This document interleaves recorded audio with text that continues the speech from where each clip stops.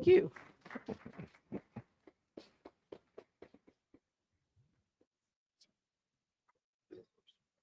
Okay. Thank you.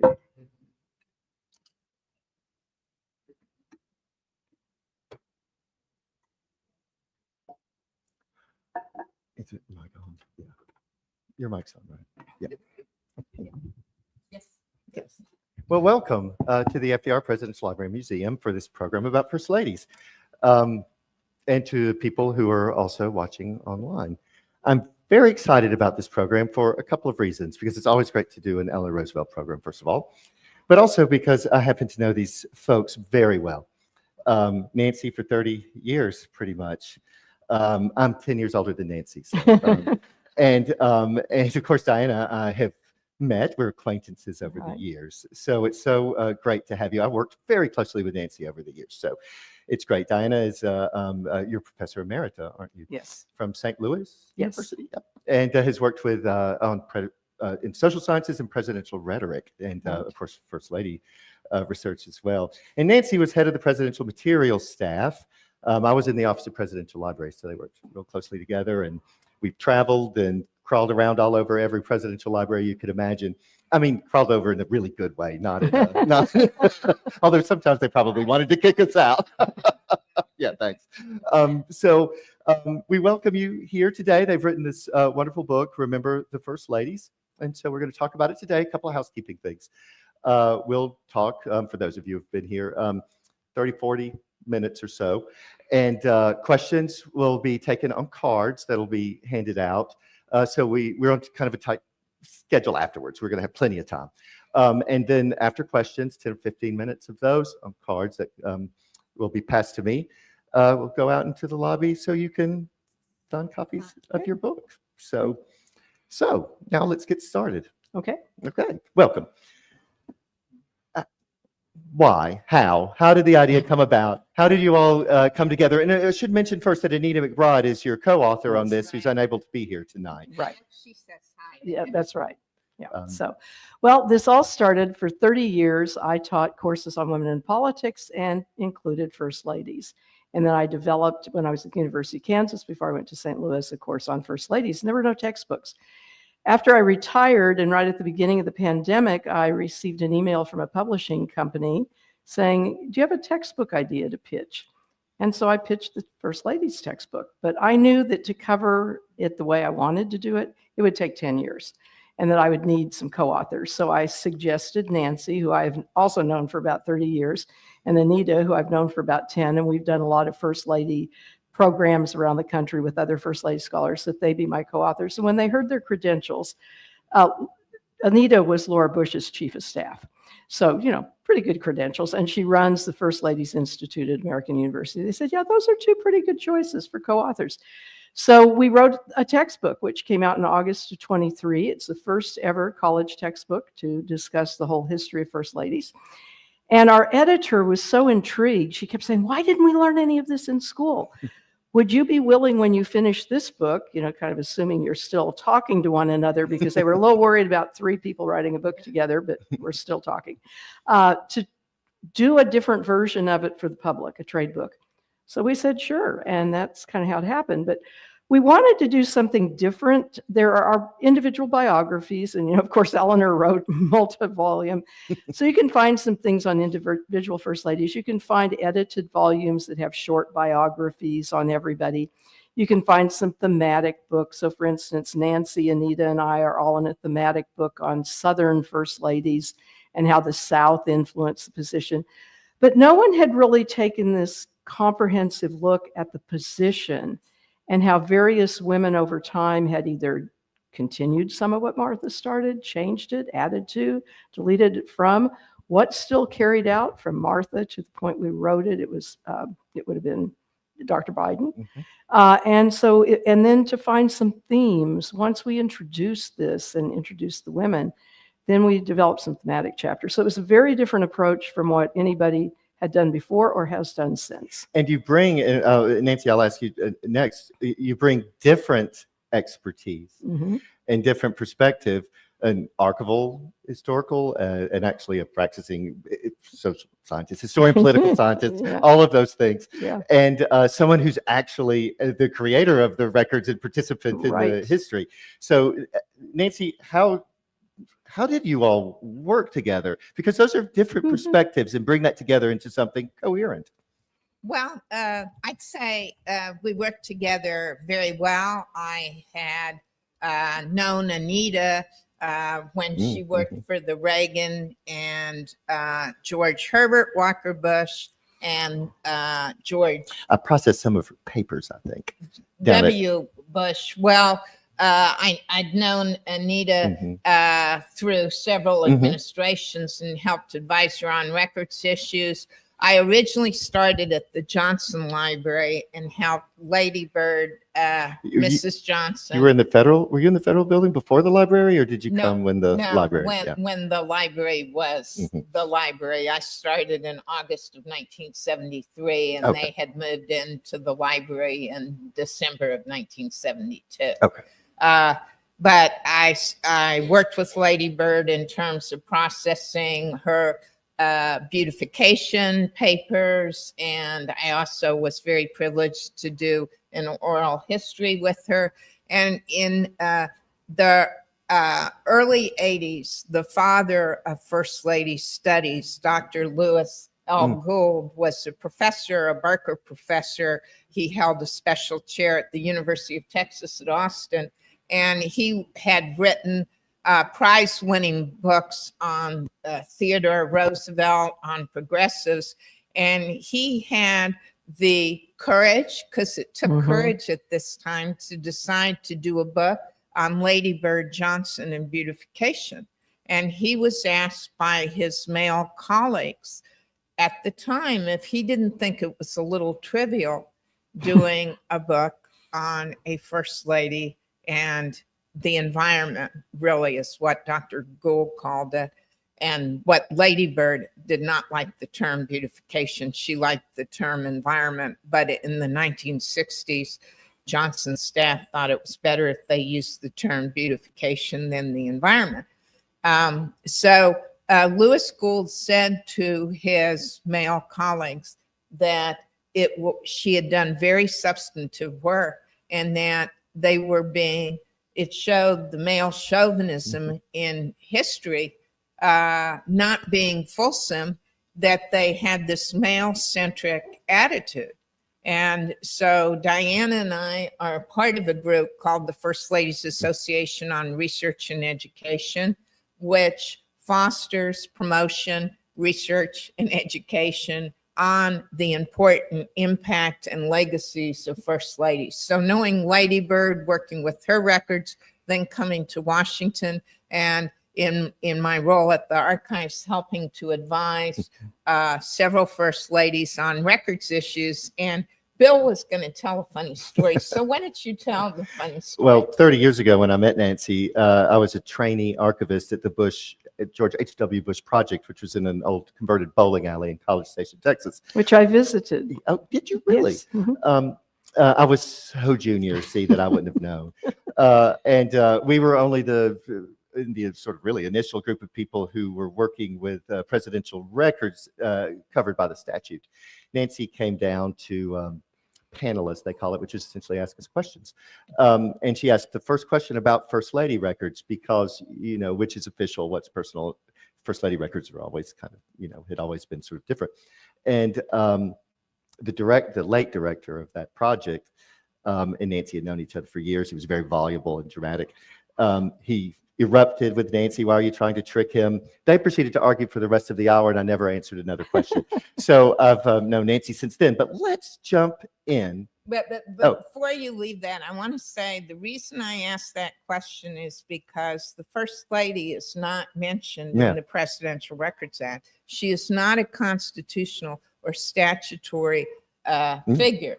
And so when the Presidential Records Act was passed and it first became effective at the Bush Library, we had to go to the department.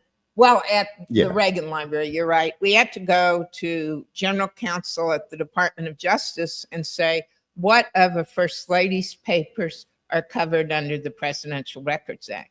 And it was determined that anything she did as a delegate for the president in her constitutional, statutory, official, or ceremonial duties was presidential record and needed to be preserved. And that is why I That's asked the question. Yeah. But Bill never got the answer. Could I add a little bit more about Yeah. process? Yeah, please. Yeah, when I told the publisher that I wanted to add 2 co-authors and we had this Zoom meeting, they said, well, we usually only deal with 2 at the most, and we've had instances where they aren't talking to one another by the time it's over. So you really need to think through this. But we each had areas of expertise, and obviously Anita with working with Reagan and 2 Bushes, and Nancy, especially Lady Bird. I had written on about 4 first ladies at that point, had taught classes. We just kind of parsed out who was going to do draft 1, but we would brainstorm pretty much every draft and then somebody would take a lead. And then we would send these to one another. We'd have an order in which we did it. And we used track changes, and then the next person would get it. It would come back to the original author, either accept, we'd have Zoom calls, and we had very few disagreements. And even if somebody wasn't an expert on a particular first lady, she knew something that whoever wrote it didn't. So it was always additive, and it just worked well. And I think most people are shocked when they read the book that they can't tell it was written by 3 people. And that's probably because we all had a hand in all of it. And our husbands can't tell. No, they can't. No. And mine at least did some editing and reading with it. Yeah. Well, Danny wouldn't say, would he? I know her husband. Okay, so let's jump in. You talked about themes, and as you look at first ladies across time, so you runs through it with the early first ladies. You work all the way up. Yep. So how did you begin to approach those really from the beginning? How did you even structure it? Yeah. Well, the first chapter in the book is just sort of an explanation of the position, kind of a brief history. The term first lady wasn't even used regularly until the late 19th, early 20th century. Martha Washington was called Lady Washington. Abigail Adams was referred to as Mrs. President Adams, and when they were being derogatory because she had too much power, she was Mrs. President Adams. And then Dolly Madison was called Lady Presidentress. Think about that one. And then Julia Tyler, who was only first lady for about 9 months, who was 30 years younger than her husband, quite beautiful, from New York, was called the Lovely Lady Presidentress.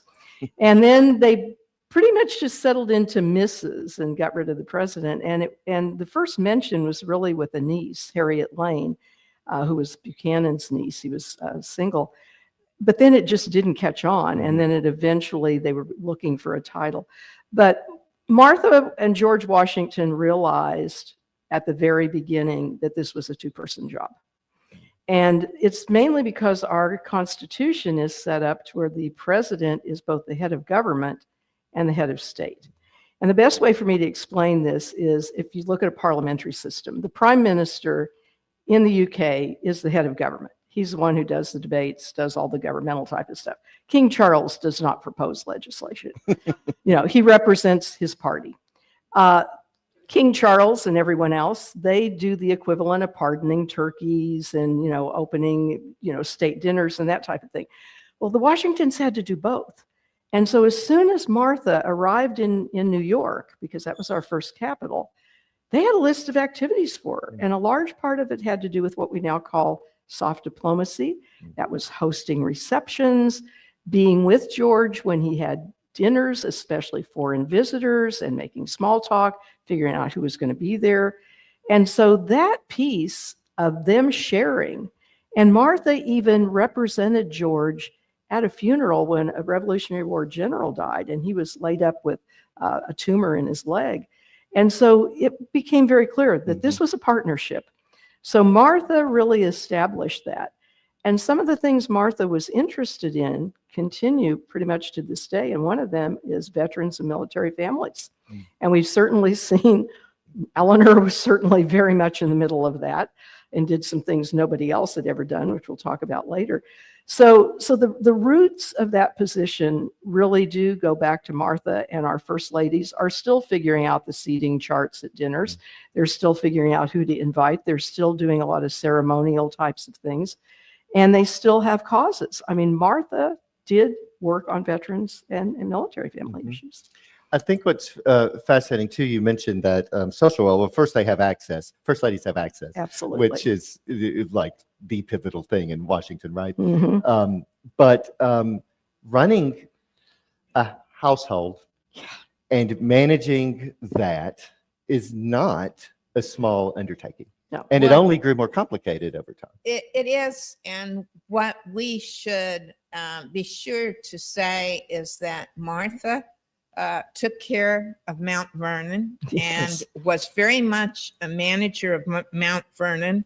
And Abigail, who came after Martha, ran the farm and also ran a business to bring in more money for John. So these women, these early founding mothers of our country, were incredibly talented. And in the case of Abigail Adams, there are a couple of things I just want to mention that have some connection with Eleanor or things that are going on today. One of them is that Abigail was very much, she liked Martha a lot. They were very close. She was very against enslaved people, and so on that she differed with Martha.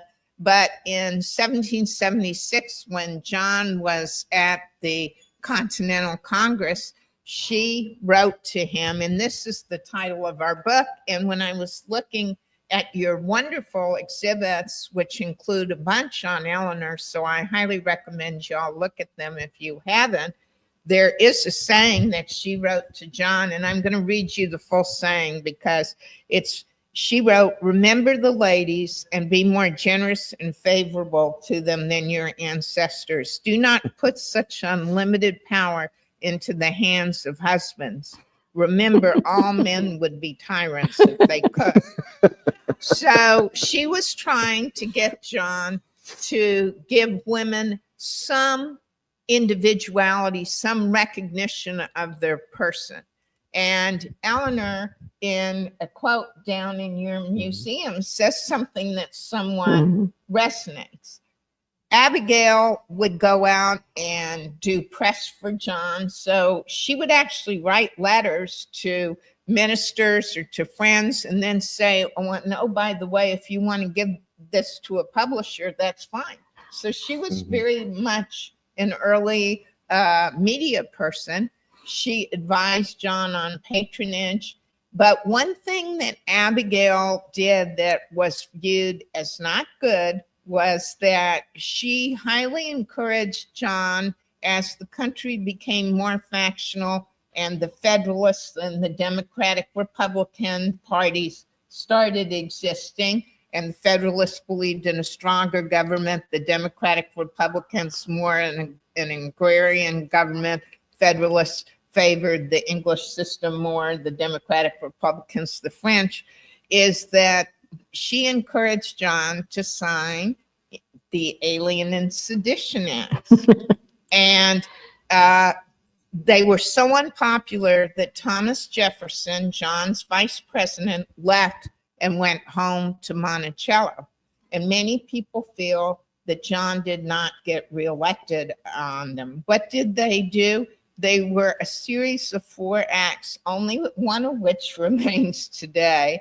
And you could arrest an alien or a critic of the government. And they were viewed as too draconian.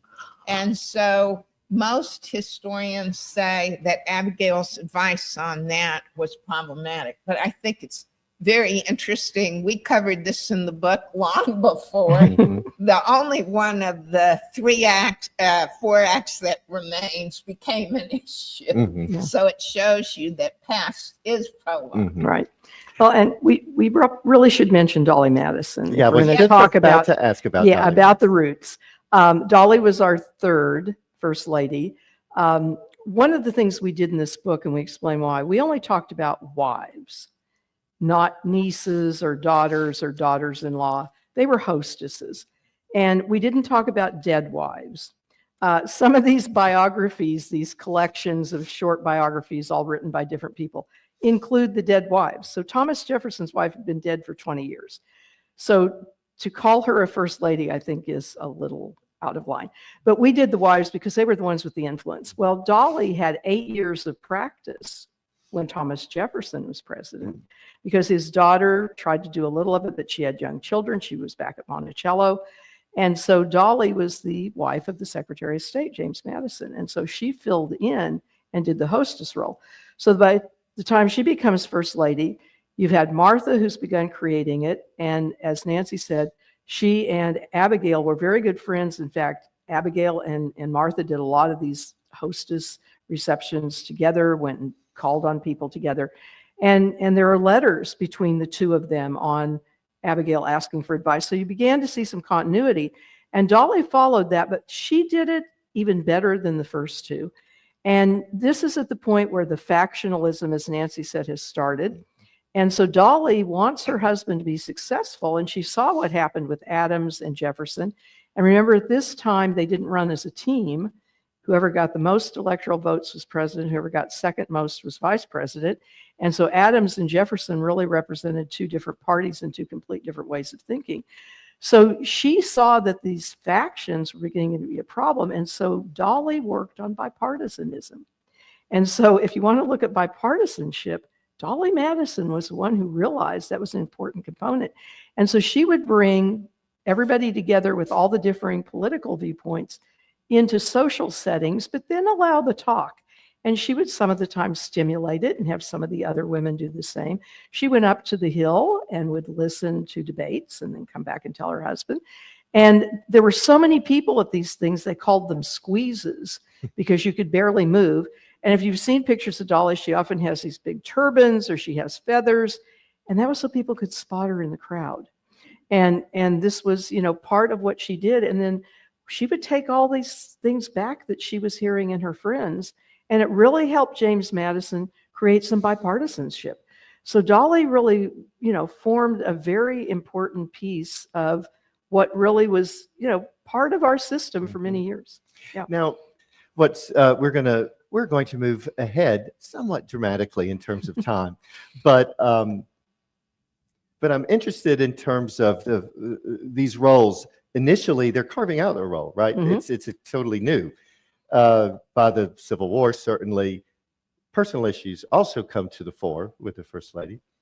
And then through the end of the 19th century, succession of one-term presidents, some with issues, the First Ladies, Lemonade Lucy we think about. Yes. But I'm going to actually bring us to talk about, not Eleanor Roosevelt at the moment, but Lou Henry Hoover. Let's talk about her. Here's a woman who's very well educated. Yes. With her own mind. Yes.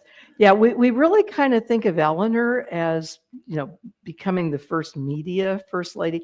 Abigail was behind the scenes. I think she was a good press secretary. But up until Lou Henry Hoover, who, as Bill said, she was the first woman to graduate from Stanford with a degree in geology. That's how she met Herbert. They were both Iowans, but they met at Stanford. And she couldn't get a job because she was a woman. So when she and Herbert married, she followed him around Australia to various places. And China, they were in China during the Boxer Revolution. She learned how to shoot a gun so that she could protect herself. They learned Chinese, Mandarin. And when they didn't want anybody in the White House to know what they were talking about, they would speak in Chinese to one another. And so Lou was extremely educated. She was one of the founders of the Girl Scouts. She had been the head of the Girl Scouts, and she changed their whole way of thinking that it should be about more than preparing women to be mothers and wives. And so she was getting the education piece in there. But we had not had a First Lady until Lou Henry Hoover in the late 1920s who gave a speech in public. I mean, is that pretty amazing? Because women really began giving speeches after, right before the Civil War. Now, they threatened to burn the buildings down if they did it, because they shouldn't be, but it was becoming commonplace after the Civil War. So Lou actually gave the first formal speech by a first lady to a national audience. Caroline Harrison had given one to the DAR when they founded, because she was a founding member, but that was not publicly displayed. So Lou Henry gave radio speeches all the time, had a studio where she practiced her speeches and got feedback in the White House. And she has this whole record. Plus, like Eleanor, she was a real progressive on civil rights. And there was a big controversy with Lou Henry about inviting the wife of the only African-American member of Congress in the 20s, the priest from Illinois. And she invited his wife to a tea, which she very carefully selected who was coming. The letters were horrible. They said you would not believe the things that were said about her in these letters. Every Southern newspaper condemned it, and Herbert stuck with her and said, nope, going to do this. And he then began inviting the presidents of historically Black colleges to the White House to make the point to support his wife. So you began to see some of this activism and this public expression by First Lady through speeches with Lou Henry. So she, in many ways, paved the way. And I have to also give Florence Harding a little credit. Because she invited, she didn't give speeches, she didn't answer questions, but she invited the press, and a lot of women press, every time she had an event in the Rose, it wasn't Rose Garden then, but anywhere on the grounds, she'd invite them and then let them talk to her and other people informally take pictures. So she began staging the photo op. She was really the first to do that. So there are a couple precursors to Eleanor. Fascinating. It is, because each of them are approaching it in their own way. And I think about something like civil rights, especially it's Eleanor Roosevelt, who is growing and learning. She doesn't come in as necessarily far advanced on issues related to civil rights. She learns and listens and grows into that role. But to see also at the time that those voting shift from the Republican Party towards the Democratic Party during the Depression. So let's talk about Eleanor Roosevelt for a moment. In many ways, she did, though, blaze trails in different ways than what came before, certainly in the extent to which she traveled and was involved with her own issues, not just the president's issues, but her own issues. Nancy, do you? Well, it's hard to talk about Eleanor Roosevelt for a moment. It is hard to talk about, when we were doing the book, they said, well, about 12 pages for Eleanor. And it was sort of like Diana, Anita, and I drew straws, because I'm going, it's impossible to talk about Eleanor Roosevelt in 12 pages. But I did with their help.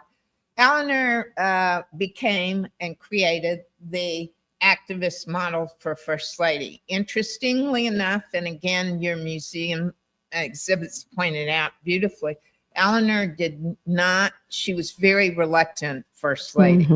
She had, after the affair that FDR had in 1918, created a more independent lifestyle where she was more into New York politics and national politics, into teaching, into writing books.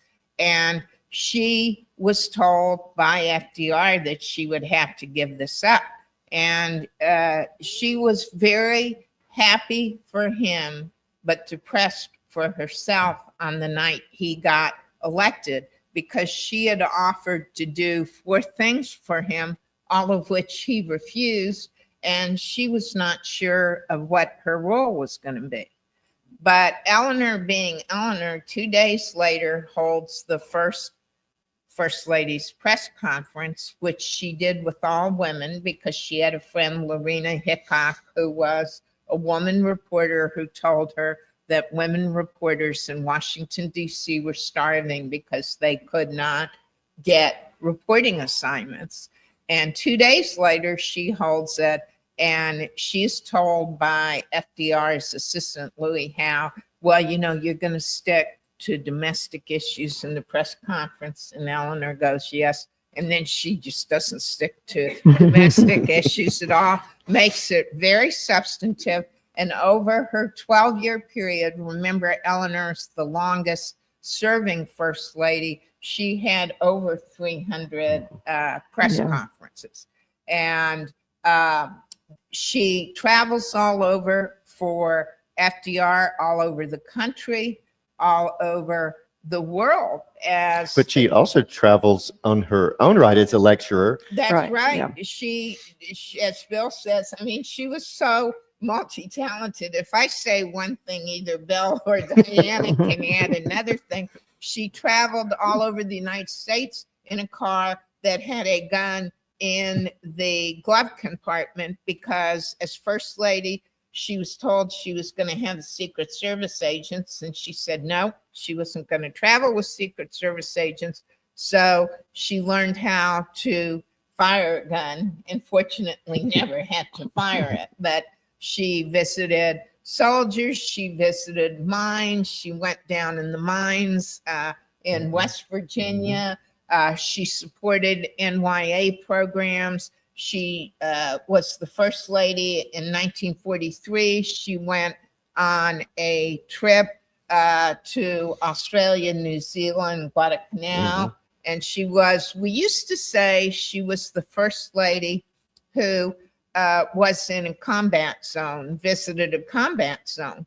But recently, by another friend of ours, a man, Alan Lowe, he called Diane and Nita and me on it, and he said, you really can't say that correctly, because what do you think Dolly Madison did when the British came into Washington in 1914? She was in the White House, and she was going to do a dinner, and she had to rush out. She took the Gilbert Stuart portrait, and the British soldiers saw the dinner on the table. She was like 45 minutes away from the White House was burned.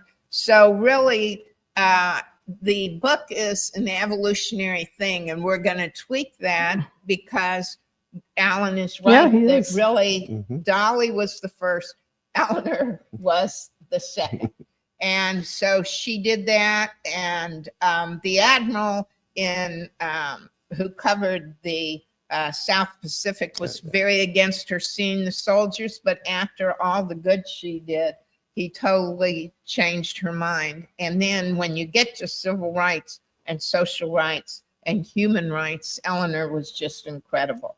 She invited all sorts of civil rights leaders and was a member in civil rights groups, the NAACP, the Negro Urban League.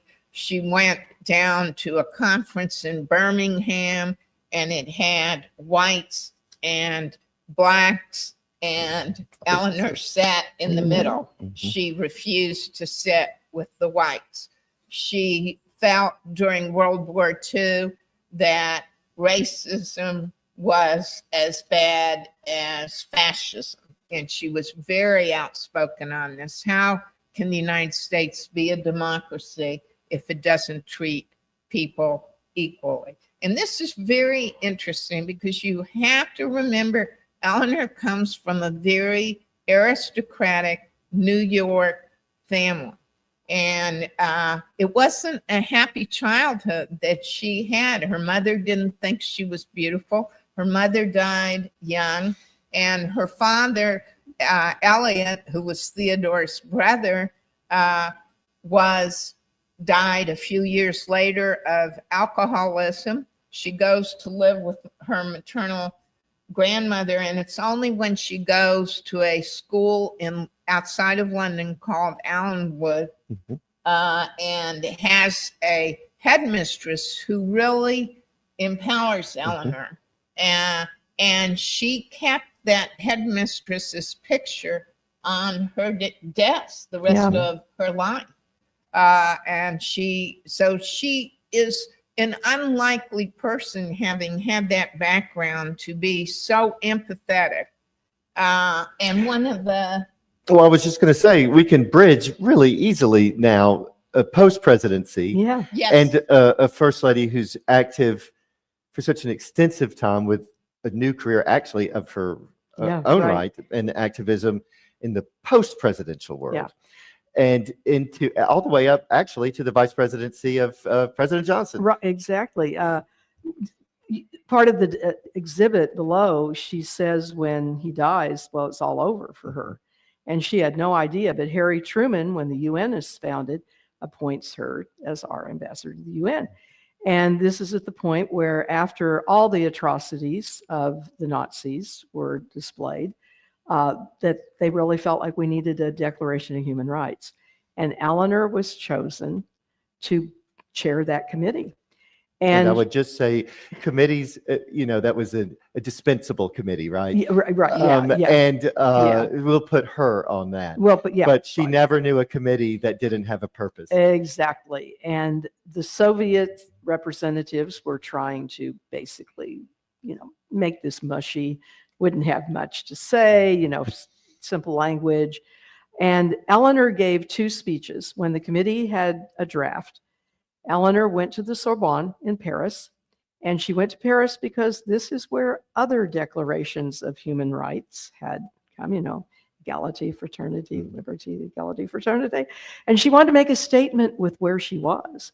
And Eleanor gave a speech for the delegates to consider. And then after the revisions were made and they were ready to vote, Eleanor gives another speech. Those 2 speeches we spend quite a bit of time on in the book because they were listed as 2 of the 100 top political speeches of the 20th century. Now, of the 100, only 17 were given by women and 2 were given by Eleanor. Barbara Bush gave 1. There are none by her husband on the top 100. And by the way, I processed the speech files, It was her speech at Wellesley. Yeah, it was her speech at Wellesley, and it's a great speech. And then Hillary Clinton's speech at Beijing. So those are the 4 speeches by first ladies. But what Eleanor did with that document was nothing short of amazing. And we have a lot of quotations in the book where she just calls out the Soviets. No one was going to roll over Eleanor Roosevelt with this document. And she takes their arguments. I'm an old debater and debate coach. And, she takes their arguments and she just tears them apart and explains why we are not going to consider your amendments, because we've already discounted those amendments for these reasons. And then she presents it and it is passed. And it's been, translated into I don't know how many different languages, the number of countries that have adopted it, developed some of their own based on it. And she always said that was her proudest accomplishment. She also did something very interesting, and this was she was on Face the Nation and did a televised presidential debate. Yes. With was it Claire Booth Luce? With Claire Booth. It was Margaret. Wasn't it Margaret Chase Smith? Yeah, it was Margaret Chase Smith. Margaret Chase Smith. Yeah, it was Margaret Chase Smith. Apologies. And they were surrogates like for Eisenhower and Stevenson. And that was really, can you imagine that in 56? And they are on television and they debated. And she was very key in JFK. In fact, has Barbara's book come out on Eleanor and JFK, or is it still in process? I think it's still. Yeah, there is a book that's going to come out about the relationship between Eleanor and JFK. There are so many different books you could write about Eleanor, with this, and this. And how much the history of JFK's father and her interaction with him influenced her thinking as well. Exactly. Yeah, which is why she it took a little while. Before we leave the UN, which Diana has described so well, I do want to say that not only did she have the Russian delegate who wasn't for it, and as Bill says, she was put on what they thought was going to be a nothing committee, but the 2 other people, John Foster Dulles and was it, I don't remember, but both other male appointees hated Eleanor Roosevelt and were strategizing as to how they were going to basically push her out and not be cooperative. And let's talk about the exercise of power. She goes to London in 1946, and of course they actively don't want her there. Yeah. And so she, sorry, I've got to step away from this meeting to dine with the Churchills. or I have to step away because I'm going to Buckingham Palace to Palace, see my right, friends yeah. in the royal family. She could exercise a sort of Mhm. independent self and power base, really, that Exactly. also says she can get a meeting with pretty much anyone in the world that she wants Yep. to. And that's a powerful thing. You don't have to advertise that power. Exactly. You can And- exercise it. And she was not above using FDR. I mean, Mrs. Yeah. Franklin D. they have Roosevelt, the she most used, absolutely. fascinating relationship. He used her when he she was much more liberal on social issues and everything. He'd sort of use her as a test case. Then if it caused him a lot of controversy, he'd say, well, it's my missus, and she would prod him on things. Never that she publicly, wanted. Never never publicly, publicly yeah. disagreed, though. No, Yeah. But behind the a really scenes. good example of that is on Japanese and Yes. German Absolutely. camps, Yeah. which she was totally against, but she wouldn't come out in public. But she did write a draft of an article that I'm sure you have here for Collier's, the title of which is "It's Always Easier Not to Make a Mistake Than to Undo One." But she didn't publish the article. Yeah. But she went to a incarceration camp, though. Yes. Yeah, And we which do we have a remember. picture of that in the book with her Yes. visiting one of the camps. So she Yeah. was really her own person. And then if you take it later, she was courted by JFK when Mhm. she had supported Adlai Stevenson. And she didn't really like JFK. She thought he was too much of a politician. And she wasn't at all. Well, she was totally a politician, but she had, I think by the end of her life too, had reached a point where, all right, we've all played the political game. Now let's you're going to commit to the issues I'm not going to publicly support you. And this independence piece Yeah. of what she did post White House, that was another thing we really wanted to emphasize in this book, is that these women were independent in their own way. And many of them after the presidency have been more visible than their husbands, and that they have left legacies, not just Eleanor. I mean, Eleanor has left multiple legacies, but we have several others. Think about Betty Ford and, the Hazelden Betty Ford Foundation. Barbara Bush's Literacy Foundation has given over $100 million, and they keep adapting. There are just countless other. Rosalind Carter, when she died, and they were listing everything, people were just like, she did that and that and that and that and that. And these are all post White House. If I can add, Lady Bird. Oh, I during- wanted to- Lady Bird, yeah. I wanted to touch on Yeah, that. yeah. But, no, I want you to touch Well- on Lady Bird. She's a nice bridge into eras too. Well, Lady Bird, during her first lady years, takes an amazing trip, the Whistle Stop trip, to support the 1964 Civil Rights Act. Through the 4 South. days Through through the the South. South. They were afraid for Lyndon Johnson to go in the South because of the Civil Rights Act. They ran a train in front. They ran an engine in front of the train because there were so many bombing threats. And Lady Bird goes from October 6th to 9th, starts in Alexandria, Virginia, ends up in New Orleans, Louisiana. And talk about power. Here's an example that is very similar to Eleanor Roosevelt. Lady Bird decides that she will call all the Southern senators and ask them if they will join her on the train. And many of them did not want to turn down a lady. Mhm. And they felt Although some Lady of them Bird went Johnson- hunting. Some of them had to hunt. They had hunting engagements. Strong Thurmond, I think, had a hunting engagement, and Lady Bird would make a sort of little annotation.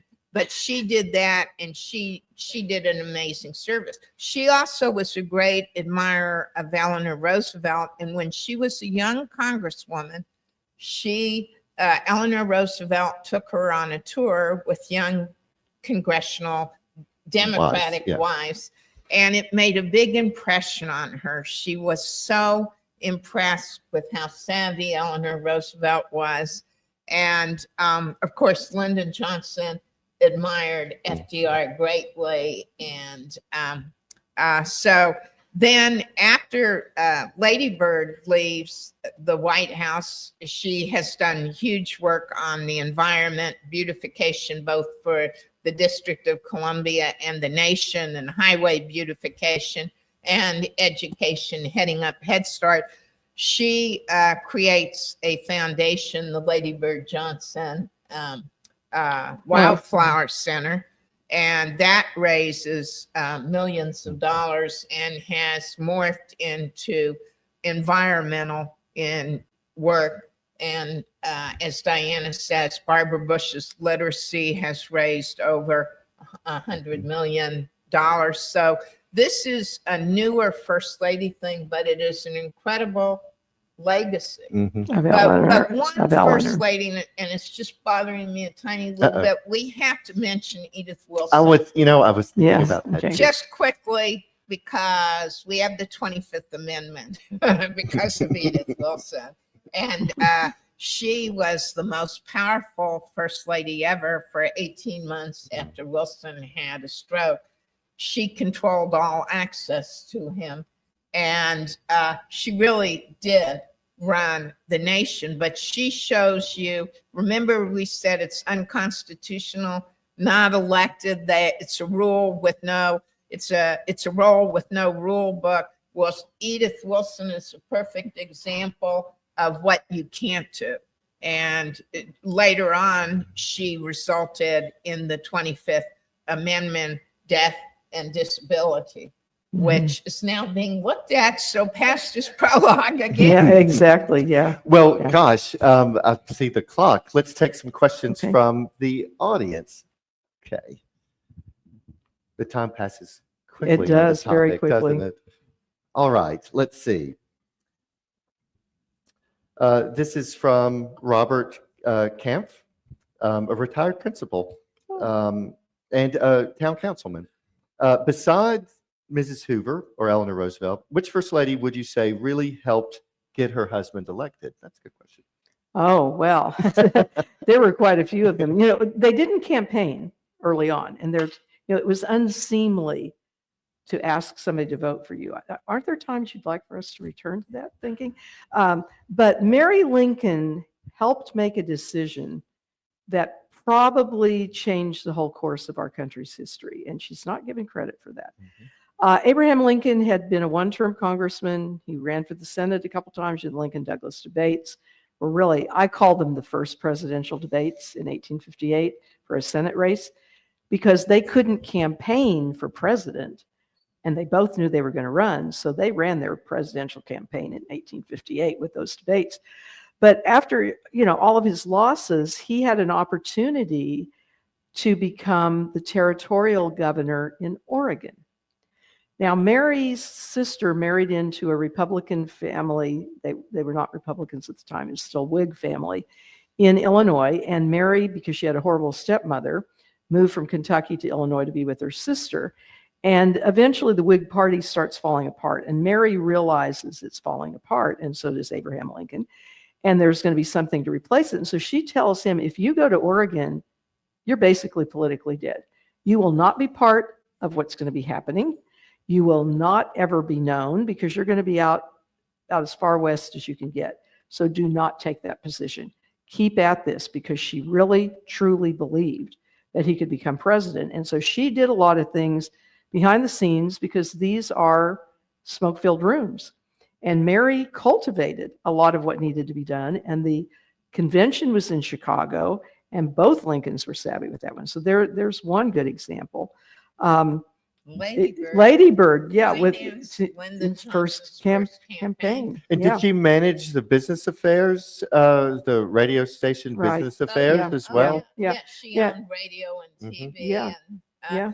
And actually Dolly really helped James Madison, because he was much more reticent and sort of shy. And Dolly, everybody loved Dolly, and Dolly said Dolly loved everybody. And his opponent said he would have been much better off just running against Madison. Mr. Madison. But another one who people know very little about is Sarah Polk. She's one of the most powerful first ladies we ever had. That is, yeah, that's fascinating. Does anybody know anything about Sarah Polk? Raise your hands. No, there are usually no hands that go up. She wrote his speeches. Now, once again, they aren't campaigning, but he was Speaker of the House and he was in Congress, and Dolly Madison mentored her. And so she is doing all this bipartisanship, and she's doing things within the party while he is in Congress, especially when he's Speaker, so that he's going to be chosen. He's the first dark horse candidate.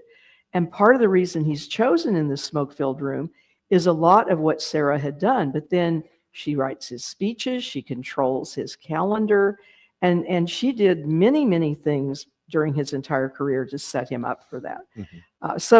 And then Florence Harding, when she said, I know best, I know what's best for the president because I got him elected. She was pretty open about it. She wasn't shy. No, not at all. Another one, and this is a question that's asked at each program. I know from one of our regular visitors.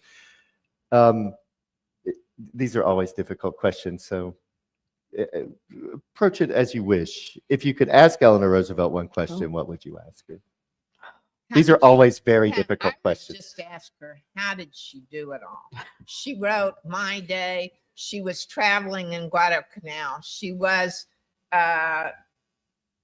championing blacks, human rights, writing a book, on the radio, pressing her husband. Often she said she was a spur, and not always a pleasant spur. I don't know how she accomplished everything. Her hobby was work, she said. Yeah. So, oh my God, I have so many questions I'd like to ask her. If she were sitting here today, I would ask her what she thought young women should be doing in terms of becoming politically involved. To build on that in a way, Yeah. Which First Lady, you mentioned Sarah Polk, isn't really both, let's do it two ways, who is not regarded well at all? That's a hard question. And then which one do you think should be explored more deeply? Oh, yeah. I think Mary Lincoln has not been treated especially well by history. Did she have problems? Yes, but stop and think about it. She'd lost one child before the presidency. She loses a child during the presidency. She has siblings who are fighting on both sides of this war. The South is accusing her of being a traitor. The North is accusing her of being a traitor. Lincoln has to literally go to Congress to defend his wife as not being a traitor and not giving secrets to the South. So this woman is basically, plus Harriet Lane, the niece of James Buchanan, publicly announces that Mary Lincoln does not belong in the White House because she's an uncouth Westerner. She spoke fluent French. She had been to a finishing school. She was highly educated for a woman of her time and was pretty sophisticated because she'd come from a wealthy Southern plantation family and had been, in Washington. So I think Mary Lincoln is definitely one.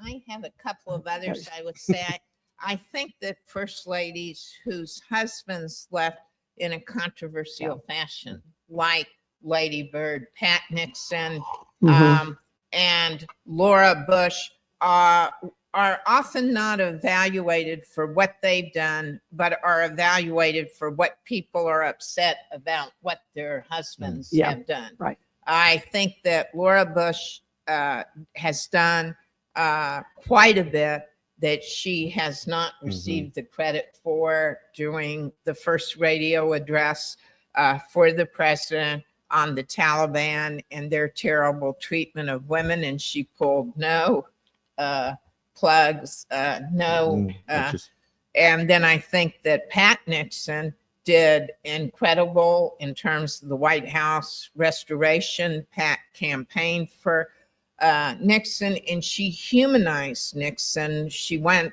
as an ambassador, an official ambassador, and she was called Plastic Pat, but she really wasn't plastic. She viewed her role, as did most of these first ladies, not to differ with her husband publicly, but to be an asset. But I think she did a lot of incredible things. Yeah. So I think part of it is that these women's reputations often suffer if their husbands Right. are not that popular. Mhm. Or Yeah. it's an impossible position in that no matter what, you can receive Right. criticism either way. Yeah. And they also have families that they're, and I know from my experience, behind the scenes, and certainly from yours, that is a very serious role. Extremely serious. Yeah. I and- mean, their first responsibility for most of them is to support their husbands. And part of how they do that is to keep harmony at home, so he doesn't have to worry about, Theodore Roosevelt was, Alice Roosevelt Longworth was a terror in some ways. And he was once asked, because she was always making the news, can't you control Alice? And he said, I can either run the country or control Alice, and I choose to run the country. And Edith had to try to control all of that, plus 5 other unruly children. Yeah. But you're right, keeping the home fires safe, which is an expectation too exactly. of the time, Yeah. and one that they Yeah. would lean into, not always Yeah. the way. Well, I mean, Eleanor Roosevelt certainly would Right. readily admit that motherhood wasn't her necessarily strongest suit. And I'd have to throw in, if Anita were here, so we're going to channel Anita, she would say that Eleanor's successor, Bess Truman, needs to be looked at again. And if any of you get out to the Midwest, which is my territory, the Truman Library has been redone, as has Eisenhower. And they both have given Bess and Mamie the credit they deserve. I concur. I've been both as well for directors meetings, and they are very fresh in their perspective. Yes, very much so. But Bess was a chief advisor to Harry. Bess ran his congressional office, his Senate office. She came out of a political family, and she stayed out of the news because her father, who had been in politics, committed suicide, and the media did not treat the family well, and she just wanted to stay away. But the thing that Anita would want mentioned is that Bess is responsible for the walls of the White House not being torn down by Congress. It was falling. The White House was falling apart when the Trumans were there, and it was mainly because Congress had never given the money to keep it up the way it needed to be kept up. And when the Coolidges finally did something, they didn't do it well and put too much weight on from the top down.